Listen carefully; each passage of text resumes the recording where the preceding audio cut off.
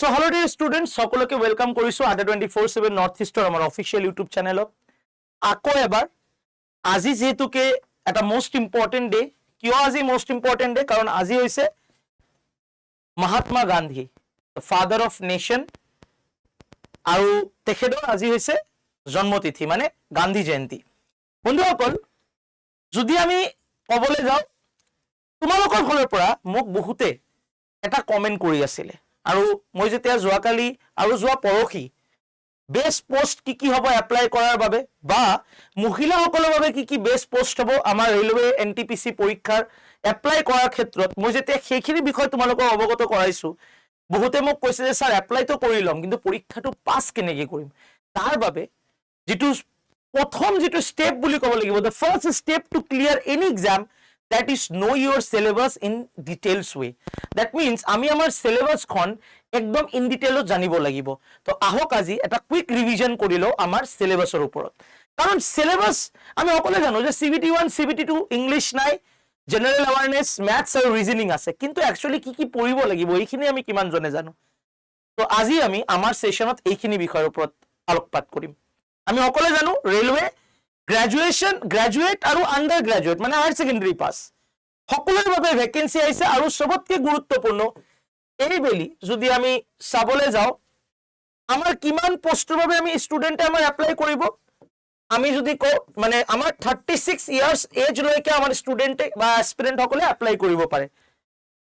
আমি সকলোৱে জানো যে আমাৰ CBT 1 যিটো আমাৰ আছে, আমাৰ CBT 1ত কি আছে? জেনাৰেল এৱাৰনেছ 40 মাৰ্কছৰ, ৰিজনিং 30 মাৰ্কছ, ম্যাথছ 30 মাৰ্কছ, মানে 100 মাৰ্কছ।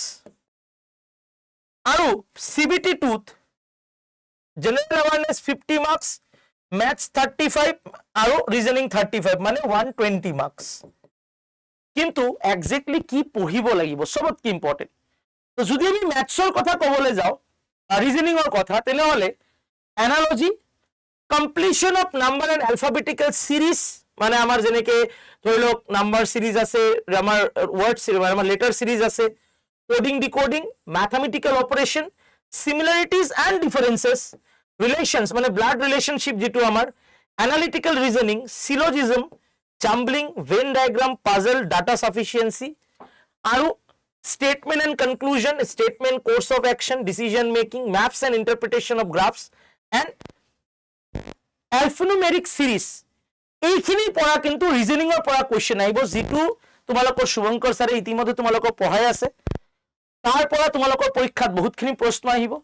তাৰ লগতে যদি আমি আৰু ক'বলৈ যাওঁ, আমাৰ জেনাৰেল এৱাৰনেছৰ কাৰণে স্পেচিয়ালি তো আজিকালি যি ধৰণৰ প্ৰশ্নবোৰ আমি পৰীক্ষাত অহা আমি দেখা পাই আছো, তাৰ পৰা যদি আমি ফোকাস কৰো, current events on national importance, current events on international importance, মানে সেটো সিএৰ পাৰ্ট, আৰু specially last 1 year or CA games and স্পোৰ্টসৰ ওপৰত প্ৰশ্ন আহিব, আৰ্ট এন্ড কালচাৰৰ ওপৰত প্ৰশ্ন আহিব, ইণ্ডিয়ান লিটাৰেচাৰৰ ওপৰত, বুকছৰ ওপৰত প্ৰশ্ন আহিব, ফিল্মছৰ ওপৰত প্ৰশ্ন আহিব, মনুমেন্টস এন্ড প্লেসেছৰ ওপৰত প্ৰশ্ন আহিব, general science and life science, এইটো কিন্তু NTPCৰ এটা খুব গুৰুত্বপূৰ্ণ পাৰ্ট, যাৰ পৰা প্ৰশ্ন আহে।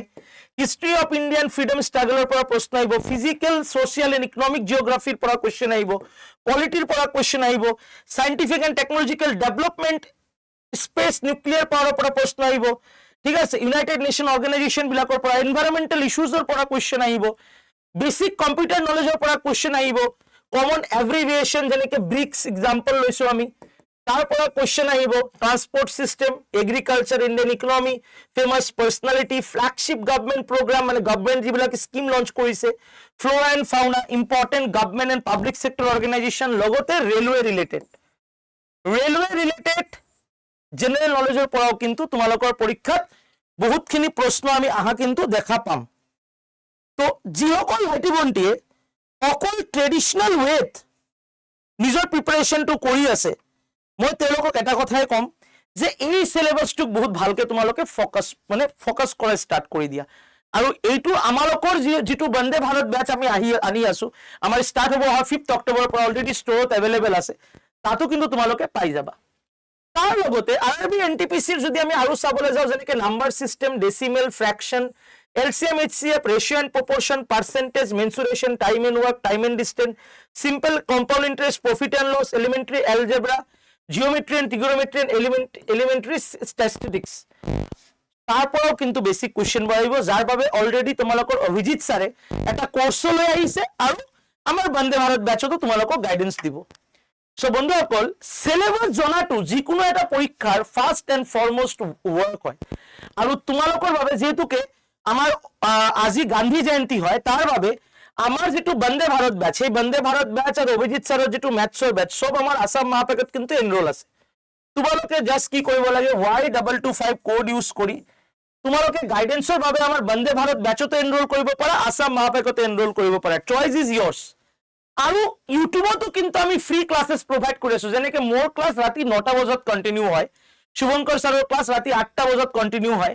সো তোমালোক যোনে যোনে এতিয়ালৈকে ভালকে প্ৰিপাৰেচন লোৱা নাই বা চিন্তাত পৰি আছে যে কেনেকে প্ৰিপাৰেচন লম, যে তোমালোকে কমেন্ট কৰিছা, মোক মেসেজ কৰিছা স্যাৰ কেনেকে পৰীক্ষাটোত পাস কৰিম, তোমালোকে কিন্তু গাইডেন্সটো আমাৰ পৰা ল'ব পাৰা। একান্ত তোমালোকৰ ব্যক্তিগত ডিসিশন হয়, কিন্তু এই যেটো সিলেবাস মই তোমালোকৰ লগত ডিসকাশন কৰিলো ম্যাথছ ইংলিশ ৰিজনিংৰ CBT 1 আৰু CBT 2 দুয়োটাতে কিন্তু তোমালোকক কি কৰিব, হেল্প কৰিব বন্ধুসকল। সো এটা কুইক ৰিভিজন কৰি দিলো, অলপ ভালকে তোমালোকে চাই লবা আৰু ঠিক তেনেকে তোমালোকে নোটছবোৰ মেকিং কৰা স্টাৰ্ট কৰি দিয়া। আৰু মোৰ ক্লাছত ৰাতি 9টা বজাত ৰেগুলাৰ আহি থাকা, এই গোটেইবোৰ টপিকৰ ওপৰতে কুৱেশ্যন ডিসকাশন আমি কৰি গৈ থাকিম। তো বন্ধুসকল, আমাৰ বুকস এভেলেবল আছে আৰু বন্দে ভাৰত বেচৰ প্ৰাইজও আমাৰ বহুত বেছি এটা নাই, যদিও বা এই অফাৰটো বৰ্তমান এভেলেবল নাই। সো কেনেকে এডমিশন ল'বা প্ৰচিডিউৰ দিয়া আছে ভিডিঅ'ৰ কমেন্ট সেকশনতো তোমালোকৰ লিংকটো দিয়া থাকিব। আৰু এপটো ডাউনলোড কৰি ল'বা, ডাইৰেক্টলি এপৰ পৰা এনৰোল কৰিব পাৰা। মোৰ এইটো ক্লাছ যদি তোমালোকৰ ভাল লাগে নিশ্চয়কৈ লাইক শ্বেয়াৰ কৰিবা, কমেন্ট কৰিবা আৰু চেনেলটো সাবস্ক্ৰাইব কৰি ল'বা। অহাকালি ৰাতি 9টা বজাত আকৌ তোমালোকৰ এটা গুৰুত্বপূৰ্ণ ক্লাছ হ'ব, সো কোনো মিছ নকৰিবা, সবে আহি যাবা। ধন্যবাদ সকলোকে, and all the very best. জয় অসম, জয় হিন্দ, তোমালোকক বহুত শুভেচ্ছা থাকিল। Thank you so mass.